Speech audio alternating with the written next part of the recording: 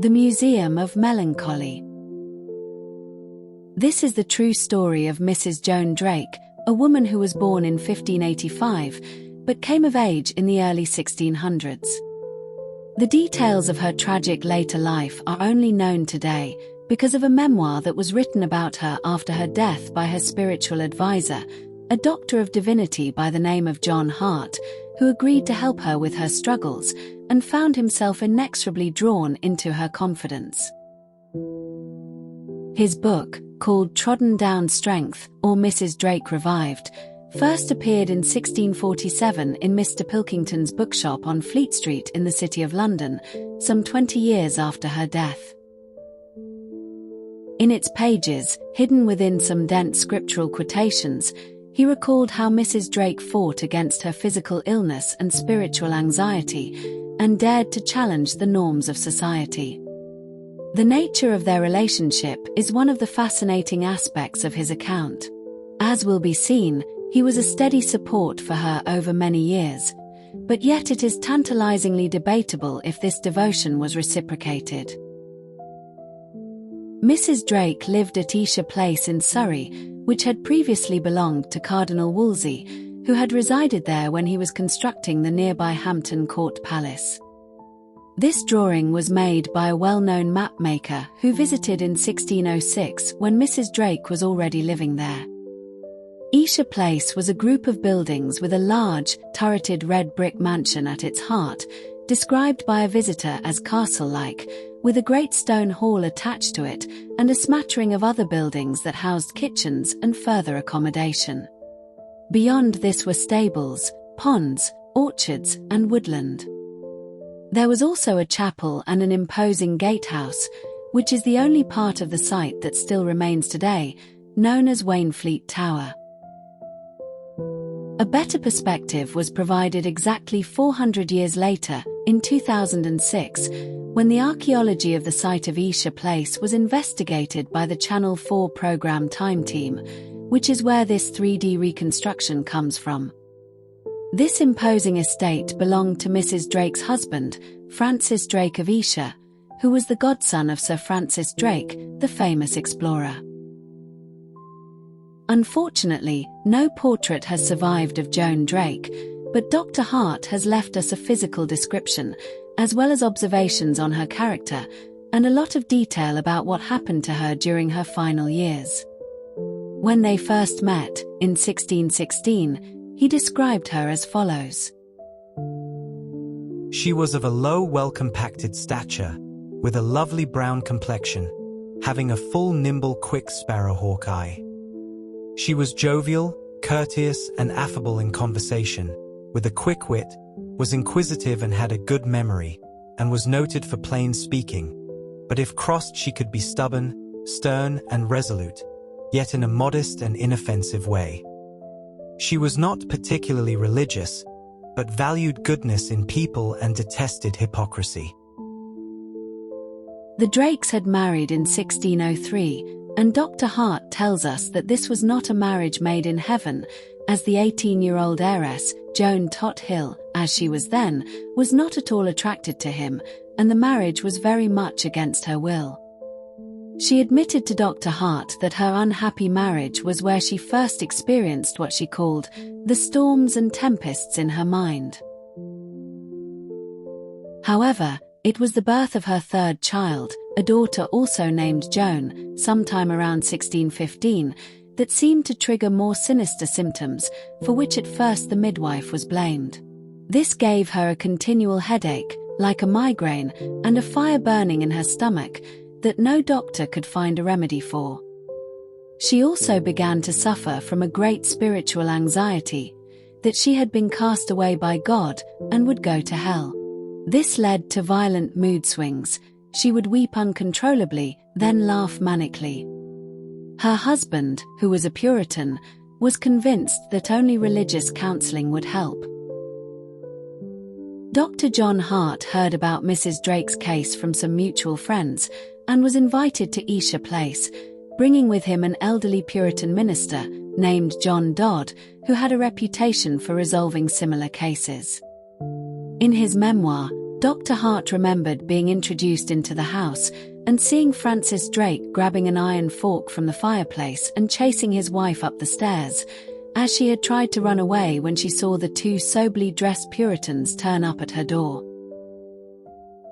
John Hart's choice to include this episode indicates his attitude towards Francis Drake, and he has few positive words to say about his behavior towards his wife.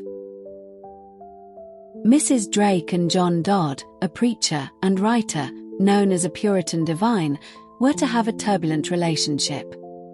He tried patiently to persuade her that doubt was a normal part of God's plan, whilst she countered his every pronouncement with arguments of her own, and in revenge for his constant sermonizing and evangelizing, disturbed him at private prayer by threatening to hit him with a bedstaff or throw herself down the stairs.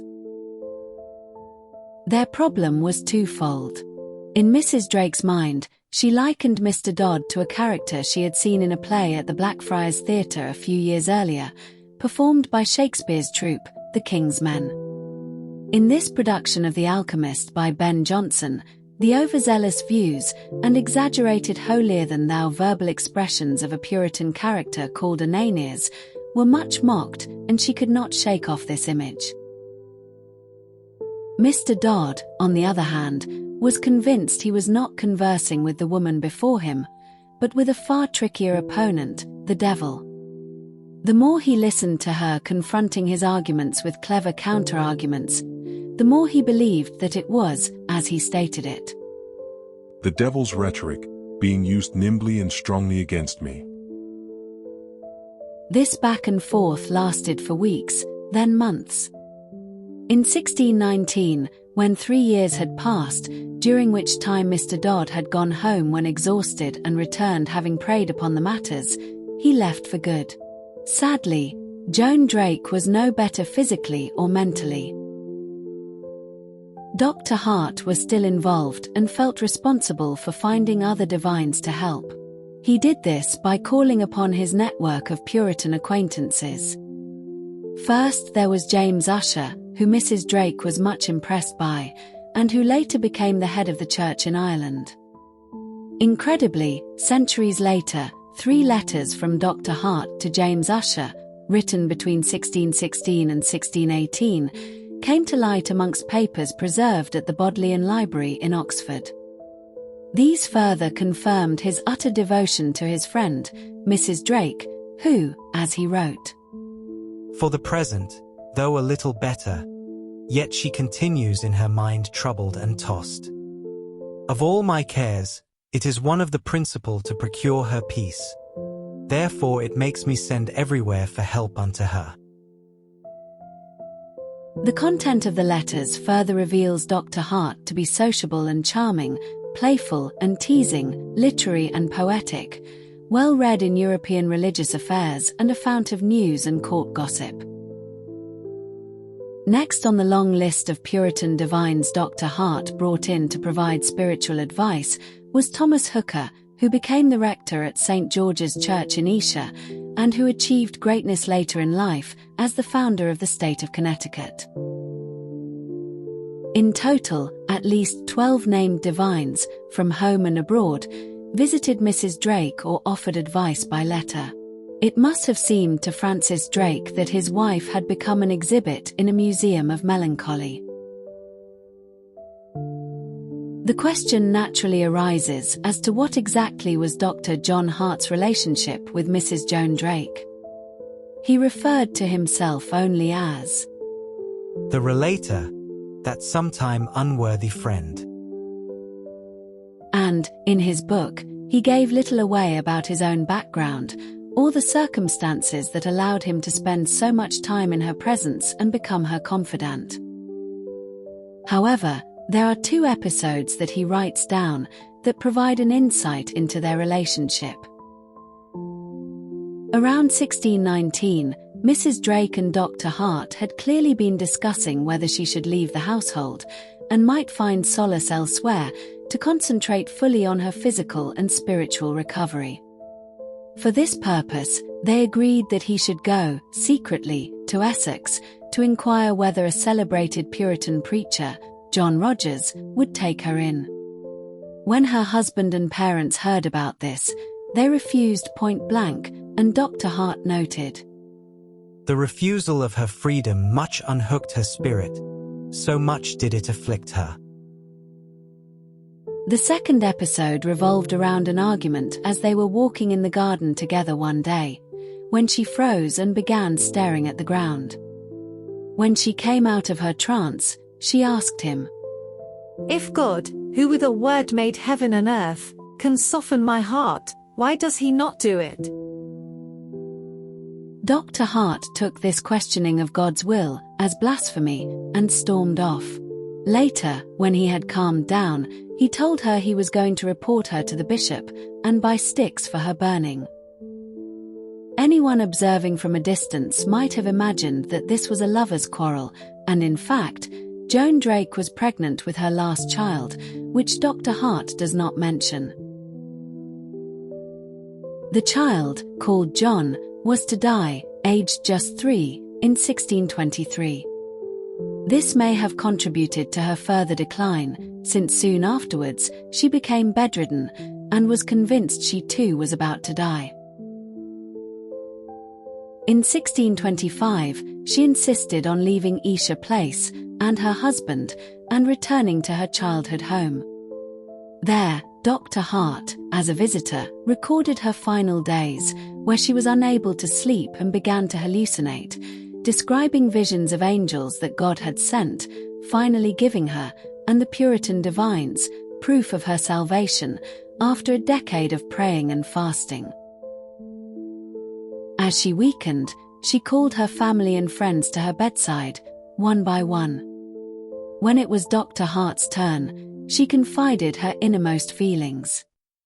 "You must forgive me, that you, who have shown me so much love for so many years, and been a means of my everlasting joy, that yet I have been so unkind to you, and not loved you by the 100th part, in that measure I ought to have done."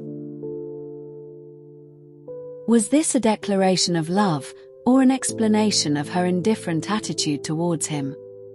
Whatever she meant, or how he understood it, on Easter Monday morning in 1625, she died, at the age of 40. Carved in marble on her memorial, Francis Drake, her husband, chose to reveal that, in another challenge to convention, she had nursed her youngest son John herself, and that they were entombed together. It would be 20 years before Dr. Hart committed to paper what he recalled of those fateful years, and took his manuscript to the printers. Perhaps he waited until all of those most closely involved had died, and could not question his version of events. In thinking of her, he wrote an enigmatic phrase. "She always wore her worst side outmost, and wonderfully cloaked all the good things she ever did or said." What he meant only becomes clear on further consideration. That the Puritan divines saw her at her worst, as a difficult woman, possessed, who argued with them at every turn. But this was not her true character, as behind their back she had a glorious, if melancholic, temperament, which was how John Hart would always remember her, and, thanks to his memoir, so can we. For those interested in more details about Mrs. Joan Drake and Dr. John Hart, an 80-page booklet titled The Museum of Melancholy, The Divine Case of Mrs. Drake is available from the casacolori.co.uk website.